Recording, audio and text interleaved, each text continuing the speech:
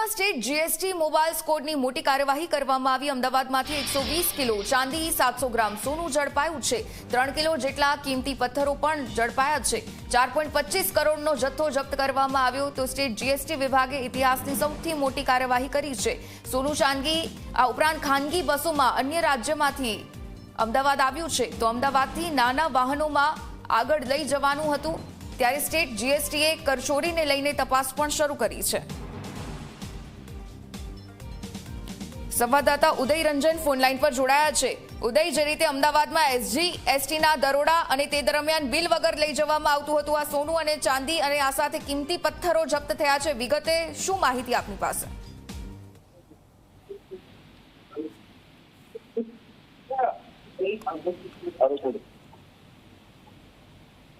જી ઉદય, તો વાત કરવામાં ઉર્મિલા, તો અમદાવાદ સ્ટેટ જીએસટી ની આખી કાર્યવાહી છે એની મોબાઈલ સ્કોડ જે હોય છે એના દ્વારા કાર્યવાહી કરવામાં આવી છે। અમદાવાદમાંથી 120 કિલો ચાંદી, 800 ગ્રામ સોનું આખું જે છે ઝડપી પાડવામાં આવેલું છે, જેમાં 3 કિલો જેટલી કિંમત જે છે એમાં પથ્થરો સહિત 4 કરોડ 25 લાખનો મુદ્દામાલ જપ્ત કરવામાં આવ્યો છે। અને જીએસટી ની કદાચ આ સૌથી મોટી કાર્યવાહી જે છે માનવામાં આવી રહી છે।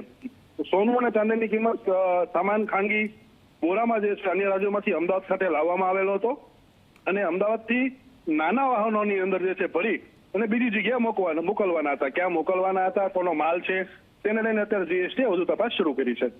ઉર્મિલા, બિલકુલ, ધન્યવાદ ઉદય વિગતો સાથે જોડાવા બદલ।